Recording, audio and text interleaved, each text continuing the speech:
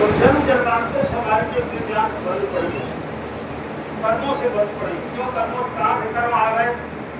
जो पहले खुली थी, ऊपर के मंडलों में आना जाना था, तो आगे देख कर्म का लवादा हमारे ऊपर आया। गुरु महाराज ने बताया कि पहले यहाँ कहीं कुछ नहीं था, न सूरज था, न चंदा थे, न तारे थे, न पृथ्वी थी, न ईश्वर था, न ब्रह्म था, न पार ब्रह्म था, न महाकाल था, न सत्पुरुष था, न अलग था, न आगम था। एक अनी अनामा ब्रह्म सच्चिदानंद घनश्यामा, केवल वही एक अनामी पुरुष था। जब उसकी मौत हुई तो उसने 3 मंडल तैयार किए और तीनों में अपना रूप बैठाया। अगम, अलग और शत्रु, और तीनों को अविनाशी बनाया। यानी जब रचना उसकी गति तो उनको ऐसा अविनाशी बनाया, कभी नष्ट नहीं हो। और वहां से सत्पुरुष की मौत में जब रचना शुरू हुई तो उन्होंने जब हुंकार दी तो 16 मंडल तैयार किए। गुरु महाराज ने बताया कि संत महापुरुषों ने केवल 4 का बुलाती बुलाओ ना 12 का आज भी होता है। सत्संग सुनो चुप्पा बैठी। सबसे छोटे इनको ईश्वर कहते हैं।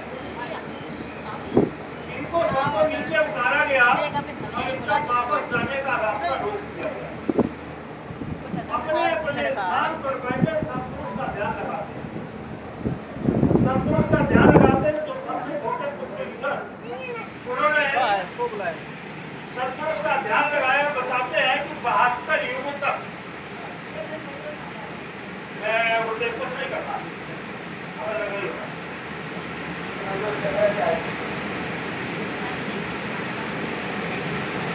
72 युग तक उन्होंने सत्पुरुष का ध्यान लगाया।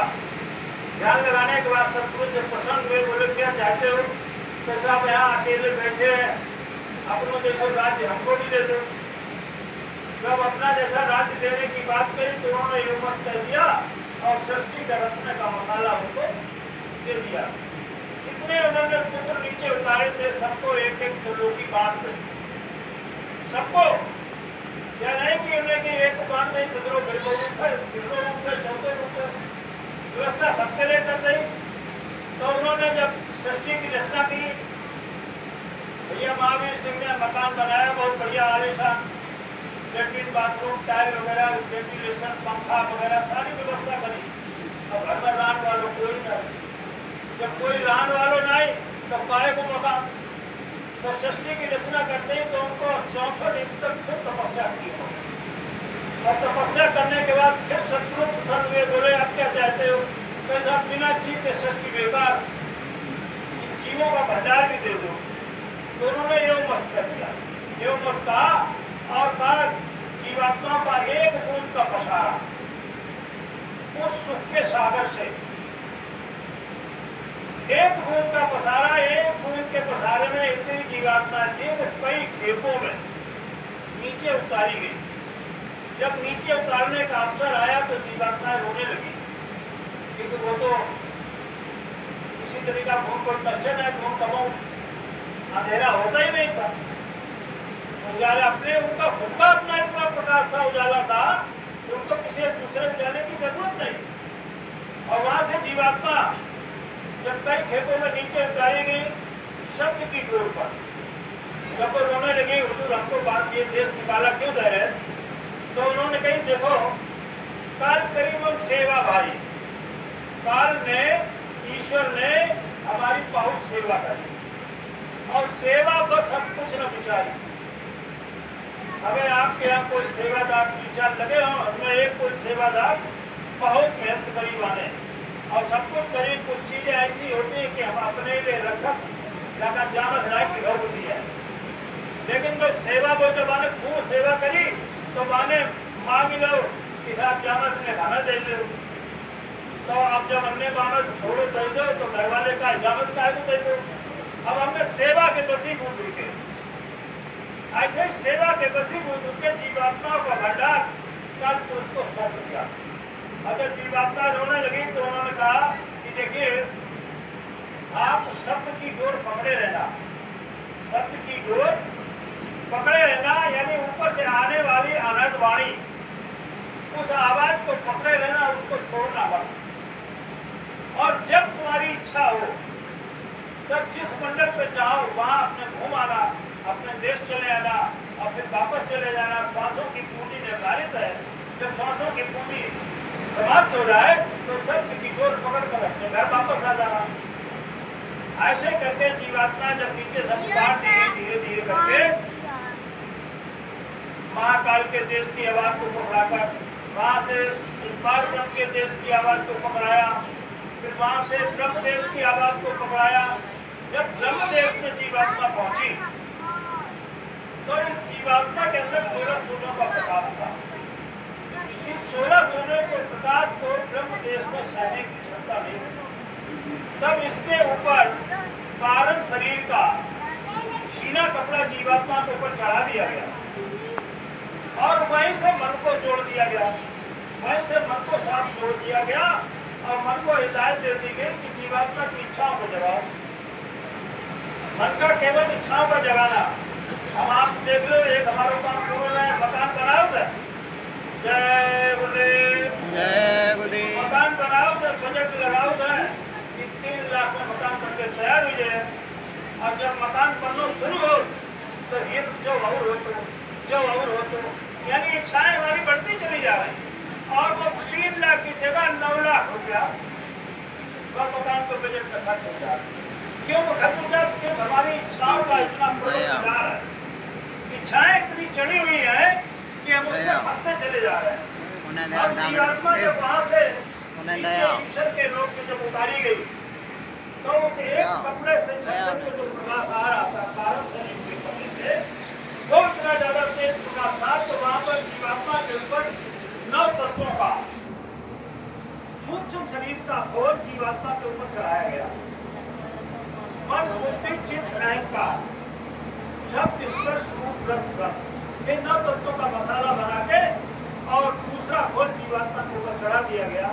वहां से जीवात्मा जब नीचे स्वर्ग लोक में उतारी गई तो इसके ऊपर अब 2 कपड़ों से इतने ज्यादा शंकर प्रकाश आ रहा था तो एक तीसरा कपड़ा 17 तत्वों का लिंग शरीर का जीवात्मा के ऊपर चढ़ाया गया। 5 ज्ञानेंद्रियां, 5 कर्मेंद्रियां, मन, बुद्धि, चित्त, अहंकार, रजोगुण, तमोगुण और सतोगुण, ऐसे 17 तत्वों का लिंग शरीर का कपड़ा जीवात्मा के ऊपर चढ़ा दिया गया।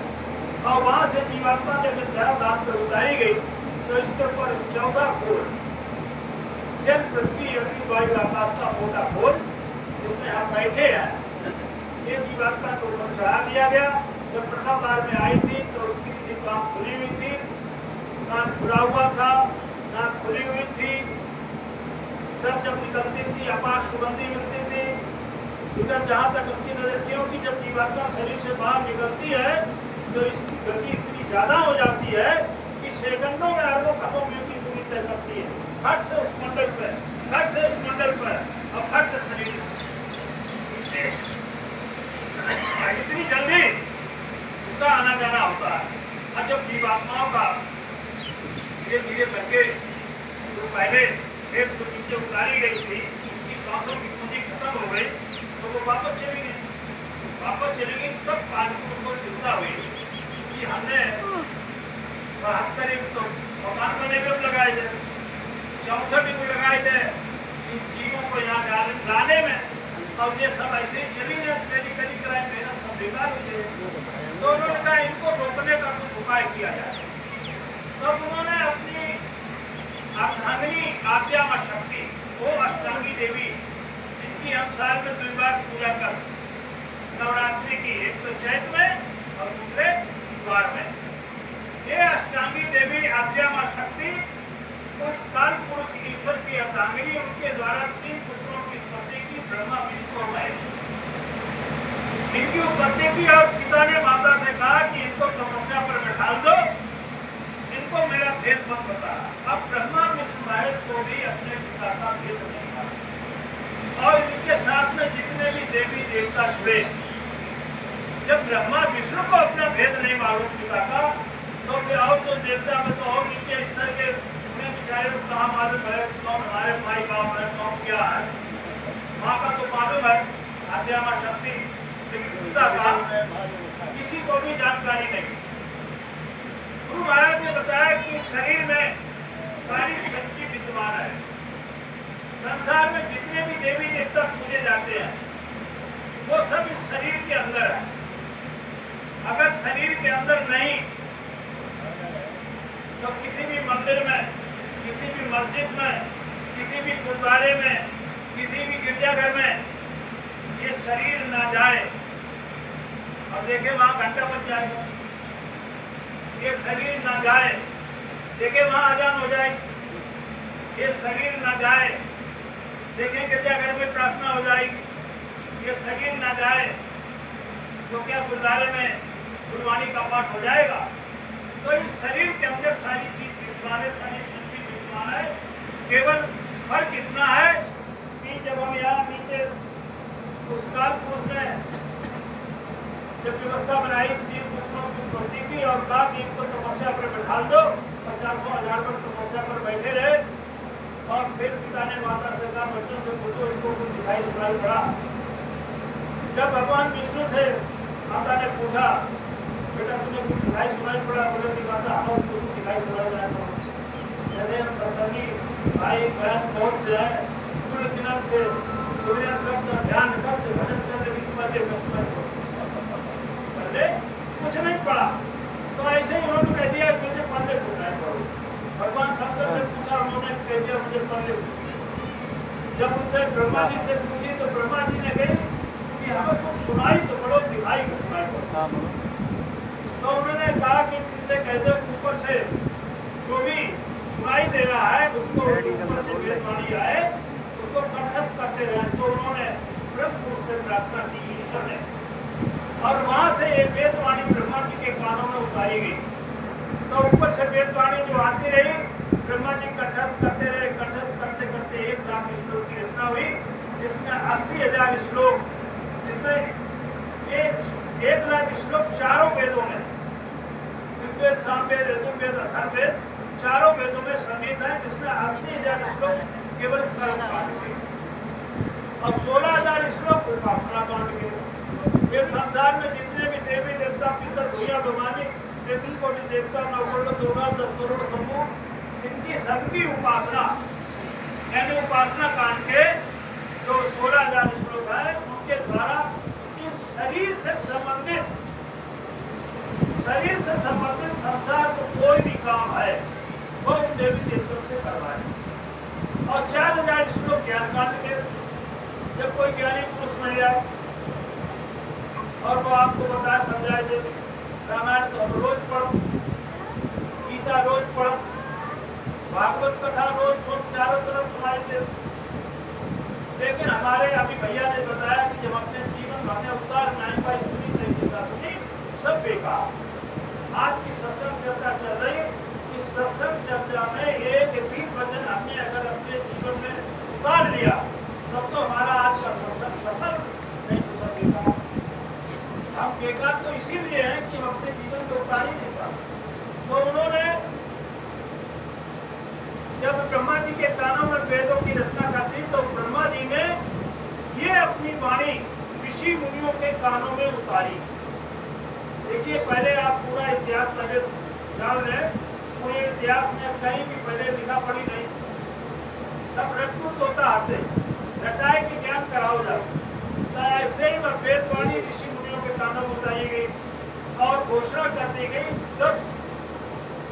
10,000 वर्ष तक इस भूमंडल पर ये वेदों का ढिढोरा पीटा गया। और हम सबको आपको सांत्वना दी गई कि आप लोग बिल्कुल स्वतंत्र हैं, कोई रोक टोक नहीं, कोई आपको रोकने वाला नहीं, जो तुम्हारी मर्जी आवे अच्छो करो या बुरो करो। और अब से जो जैसा करेगा वैसा भरेगा, तभी यहाँ से जा पाएगा। तो गुरु महाराज ने बताया कि पहली बार जब जन्म लिया तो सोचकर चली गई, वे तो चली गई, तो और खेपे जो नीचे उतारी गई तो उनके लिए जो बंधन बन गए। तो पहली बार जन्म लिया तो कुछ चलते चलाते बोलते कुछ हमारे बने लगे 10, 20, 50 जन्म बने, लेकिन हमको मनुष्य से मिला और मिला और धीरे धीरे करते गए, धीरे धीरे क्या हुआ, कर्मों का नवादा इतना लद गया कि हमारे अंदर की आंख, जिसके लिए अभी कहा गया कि अपनी आंख खोलो किसी को दे, तो अंदर की आंख हमारी कर्मों के नवादे से बंद हो। हम केवल एक संसारी आंखों को, काल की आंखों को, काल के आंखों को अपना सब कुछ समझने लगे, जो हमारी विशिष्ट सबसे ताकतवर चीज है, जिसके प्रकाश से हम जीवित बताए जाते हैं। चलते फिरते इज्जत छोड़ हम उस जीवात्मा के लिए हम कुछ नहीं कर पाए। जब से हमारी वो आंख बंद हो गई, हम केवल इस शरीर के लिए सब कुछ साधन पाए, और शरीर ही को एक्सीडेंट हो, जीवात्मा को एक्सीडेंट ना हो, ना आज किसान चलाए पाओ, ना किसान तपाए पाओ, ना किसान डुबाए पाओ। लेकिन चूंकि वो बंधन में बंधी हुई है, तो इस शरीर खोल से निकली दूसरे खोल में, उस खोल से निकली दूसरे खोल में। अब कर्मानुसार उन्होंने 4 खाने 84 लाख योनियां बना दी। वो जैसा करेगा कि काल पुरुष की साधना, संसार के जितने भी देवी देवता पितर भैया भवानी है, उनकी आप साधना करेंगे तो आपको शारीरिक लाभ मिलेगा, संसारी सुख भोगोगे। लेकिन जीवात्मा का कल्याण जब तक संत सर्व में नहीं पहुंचोगे। अभी भैया ने नवदा भक्ति के बारे में बताया था, तो उस नवदा भक्ति में सबसे खास चीज है, हमारी माता बहनें प्रार्थना करती हैं, आरती करती हैं शाम के टाइम, जिनके घरों में पूजा होती है, सब घरों में नहीं होती, जिनके घरों में होती है, हमने शाम को पहले आरती करें और उनके जल्दी तो उसमें साफ दिया कि विषय विकार मिटाओ बापू हरो देवा, श्रद्धा भक्ति बढ़ाओ संतन की सेवा, जय जगदीश हरे। तो ये आरती की ये लाइन कह रही है, जब तक संतों के चरणों में श्रद्धा भक्ति नहीं बढ़ाओगे, तब तक आपका होंगे जगदीश हरे होने वाला नहीं है। कि उस आँख खोलने का रास्ता केवल संतों के पास है, किसी भी देवी देवता के पास नहीं। उसी आँख को खोलने के लिए हम ऊपर से कपड़ा डालो अभ्यास कर रहे। ये दुनियावी आंखें के चक्कर में कहाँ पड़ गए आप? दुनियावी आंखों से तो हम टकरा ही गए, हुई क्यों टकरा? नाला एक्सीडेंट हो तो एक्सीडेंट हो, सबसे ज्यादा दोस्त दृष्टि से लगते हैं, दृष्टि के एक्सीडेंट होते हैं। लेकिन हर युग का विधान अलग अलग है, यहीं पे हम जाते हैं। हम बात त्रेता की करते हैं, बात सतयुग की करते हैं, बात हम द्वापर की करते हैं। हम ठीक कलयुग में रहे। सतयुग में इस मनुष्य शरीर की उम्र 1 लाख वर्ष होती है, त्रेता में 10,000 वर्ष थी, द्वापर में 1000 वर्ष थी, और कलयुग में 100 वर्ष। अब हम अगर सतयुग का विज्ञान, सतयुग की साधना अगर कलयुग को करना चाहो तो कितने हजार वर्ष जन्म लिए। त्रेता की साधना करेंगे अब कितनी बार जन्म लोगे? द्वापर की साधना करोगे वो भी कम से कम 1000 बताओ तो 10 जन्म लियो। और 10 जन्म में कोई जरूरी नहीं कि हम 7 दफा जन्म 7 पूरे मिलते आए थे। उस 10 जन्म में भी हमारे ऊपर कितने कबाड़ चढ़ जाए कि हम उससे कभी निपट ही नहीं पाएंगे। ये तो सब सतयुग की दया कृपा है। गुरु महाराज ने कहा कि देखिए कलयुग की साधना केवल एक ही साधना है, कलयुग केवल नाम आधार, सुमिर सुमिर न रुक नहीं पा। कलयुग केवल नाम का आधार है, दूसरा कोई और नाम चाहे संत बिना कोई और नहीं। समय समय पर संत महात्मा आते रहे। प्रकट संत में सबसे पहले धराधाम से कबीर साहब आए थे, और उन्होंने उस वक्त के लोगों को कि उस समय काशी में कर्मकांडी ब्राह्मण इस तरीका के कर्म कांडों में हम सबको ऐसा फांस दिया था, उसको हम अपने को भूल गए। आखिर हम कहाँ से आए थे, क्या थे, कहाँ हमको जाना, इसी चीज को बताने के लिए कबीर साहब आए। और उन्होंने सबसे पहला काम किया कि आप शाकाहारी हो जाए। जब तक आपके अंदर शब्द की विचारधारा नहीं बनेगी, तब तक उस चीज को पकड़ नहीं पाएंगे। और उन्होंने यहाँ तक कह दिया कि बकरी पाती खाकर ताकि काड़ी खाद, और जोलर बकरी खाकर जिनको फलक बुखारे के बादशाह इब्राहिम जब कबीर साहब उनके दरबार में पहुंचे और गद्दी में बैठ गए, और बादशाह के आने का समय हो गया। बादशाह जब आए तो उन्होंने देखा ये कौन बैठा हुआ हमारे मैंने उसके प्रार्थना गाई थी कि जब से तुम भी तेरा नाम लिया अभिमान का दिखाना छोड़ दिया। तो उसके अंदर तो अभिमान था, उसने अभिमान दिखाया कि अरे ये कैसे गद्दी पर बैठ गया, उतारो उसको नीचे, उसके 500 कोड़े लगाओ। राजा ने उसको दे दिया। कबीर साहब के 500 कोड़े देखिए, अपने जीव को पकड़ने के लिए संत महात्मा कितना कष्ट उठाते हैं, कितना कष्ट झेलते हैं। हम लोग का देखा करते थे कि आगे हम कोई गिर जाए मतलब हमने बहुत देगी, लेकिन मैं अपनी देह की चिंता नहीं की, अपने जीव की चिंता। जब अपने जीव की चिंता थी तो 500 कोड़े उनके लगाए गए, जितने कोड़े लगते जाए बराबर हंसते जाए। आखिर जब कोड़ा लगे आगे तो बराबर आधा मार जाते सीधी आधा मार के इब्राहिम बादशाह उठाया था, उसकी चकरा गई। उन्हें क्या बात क्या तो उन्हें कभी हमें क्या बताओ, सीधो ही रखियो, सीधो 20-50 में कोड़े सीधो खड़ो खड़ो हकीकत है। अरे खड़ो रखो, अब तुम ठाड़ो ठाड़ो हम जाके मारे हजरा की जगती हम तो 5 मिनट बैठे, हमारे 500 कोड़ा पड़े और तो जिंदगी भर बैठे तो तेरों का हाल है। मेरे तुम्हारे दुनिया में एकदम दिमाग चल रहा है कि रात में लेटा तो उसके दिमाग में आया फकीर का तो सही रहा था। अब उन्हें तो अपना काम करना था। ऐसे ही गुरु महाराज ने हम सबको छिपाने के लिए ये संकला थोड़ी है कबीर साहब के अपना रूप बदलते हुए, क्योंकि कलयुग में शरीर तो 100 बरस का है। अरे मैं ज्यादा नहीं तो हिसाब किताब में तो सवाल तो नहीं है, 100 बरस का है एवरेज। और अब तो एवरेज 100 ना है, बताइए एवरेज 67 साल रही। तब ये चीज मतलब पहले कहा है कि 100 बरस में हमको वो काम करना है जो हमने सतयुग में 1 लाख वर्ष में किया, त्रेता में 10,000 वर्ष में किया। अब देखो हमने यहाँ देखा अब त्रेता विविध यज्ञ निर्तर है, ये यज्ञ का स्थान बनाया गया। अब ये त्रेता युग का काम है। आज हम कलयुग में कर रहे, त्रेता युग में हमारी 10,000 वर्ष की उम्र होनी चाहिए, तब तो हमारी यज्ञ सफल हुए। और उम्र हमारी 100 बरस 60-70-80 हो जाए। इसलिए गुरु महाराज ने कहा देखिए आप छठे चक्र पर बैठे हुए हैं, ऐसो पकड़ो। संसार में जितने भी देवी देवता पूजे जाते हैं इस शरीर में उनका अक्ष यहाँ से नीचे, जितने भी संसार में देवी देवता पूजे जाते हैं उनका अक्ष इस शरीर में यहाँ से नीचे, और आप बैठे हैं ऊपर। तो आपको जाना है ऊपर, तो ऊपर जाना है तो उसके लिए साधना कपड़ा डाल के बताई गई। अब यहाँ इस रात को खोलने की बात कही गई, जितना हमारी खुले इनके जमाने कोई दिखा मेरे पीछे कौन देखे ठंडा आए रो मार रो मेरे तब देख रहे हैं पीछे कौन लोग जब लड़ाका हुए तब मालूम हुए। लेकिन ये आंख अगर आपकी खुली है, ये आंख अगर आपकी खुली, आप मन में विचार तक करेंगे कि इसके डंडा मारे तो उसके पास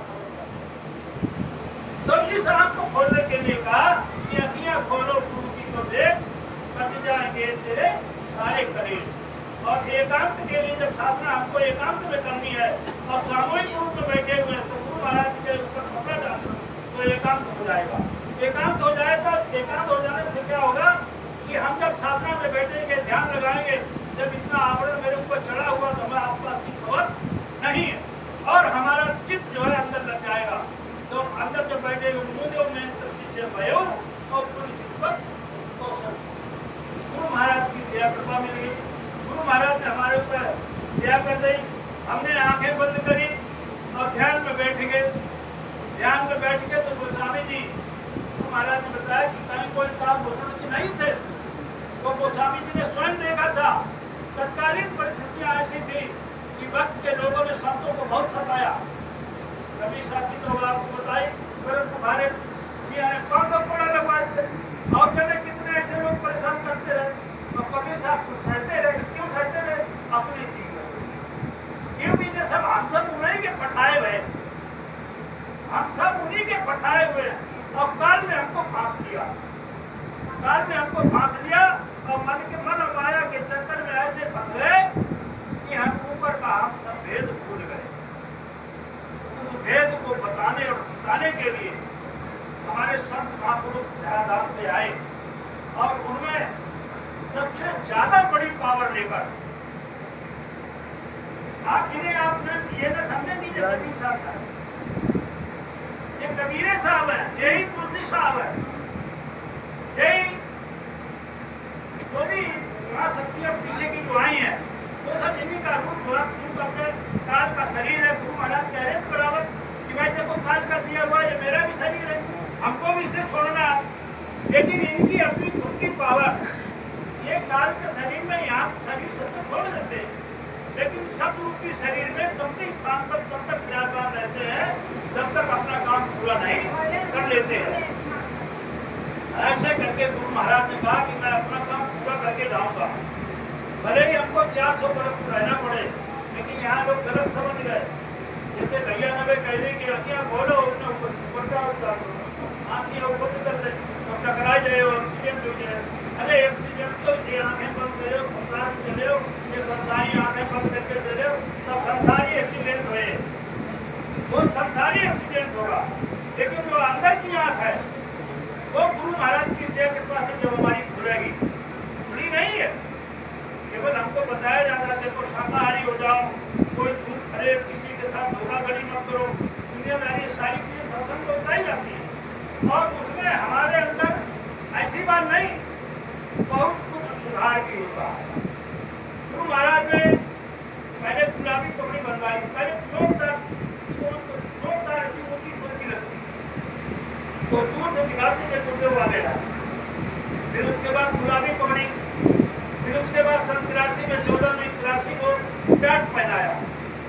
हिंदुस्तान के 1 करोड़ लोगों को टाट पहनाया। टाट पहने का मतलब ये नहीं कि मैं पूरा पहना दो, उसको मतलब ये था कि गुरु महाराज कह रहे कि अपने को सब छोटा विहीन समझो, भला बुरा सबका सह लीजिए साहिब मिले, सबूरी में मन लागो या फकीरी में। तो मन लागो या कपड़ा फकीरी थोड़ी मतलब, मन हमारा अगर कपड़ा हमारे में फकीरी पहन ले, लेकिन मन हमारा इधर है उधर भागत तो फकीर थोड़ी। अरे इनमें जरा कितने लोग फकीर बैठे हुए जिनके बारे में हम नहीं जान सकते, नहीं समझ सकते, अपनी साधना करते हैं, उनके अंदर की चढ़ाई भी होती है। क्योंकि गुरु महाराज ने बताया किसी को बताना मत, क्योंकि गुरु महाराज ने जब नाम की दौलत हमको बांधी थी, बख्शीश की थी, तो उन्होंने कहा कि हमने कहा कि हाथ से आपके प्राणों की डोरी अपनी पास कर, अपने हाथों में ले ली।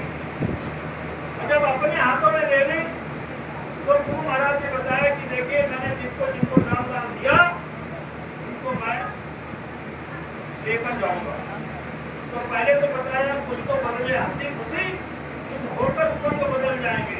पहले तो गुरु महाराज कह रहे मेरे सामने कर लो, फिर आपसे कोई कहने वाला नहीं कि ध्यान बदल में बैठ जाओ।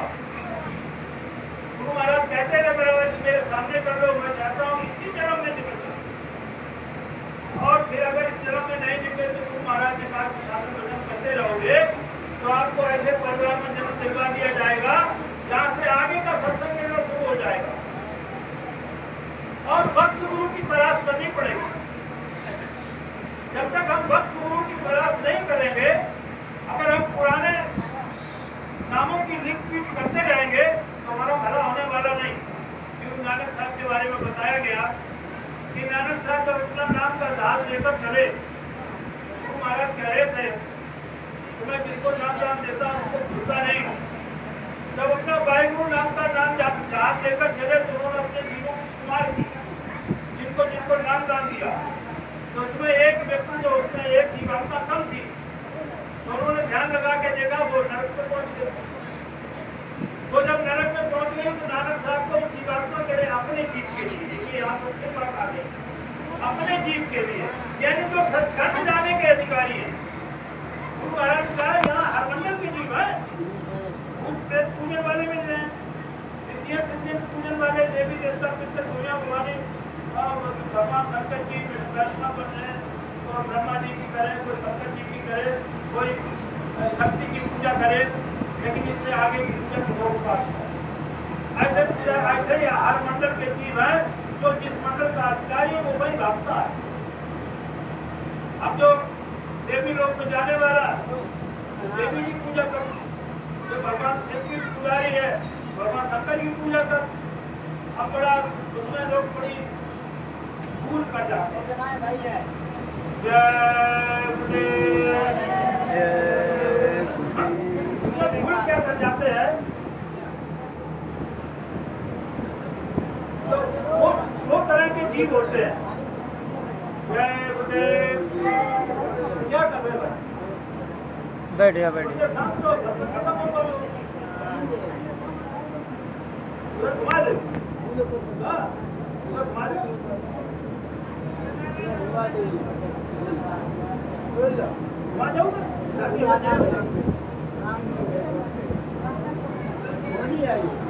जय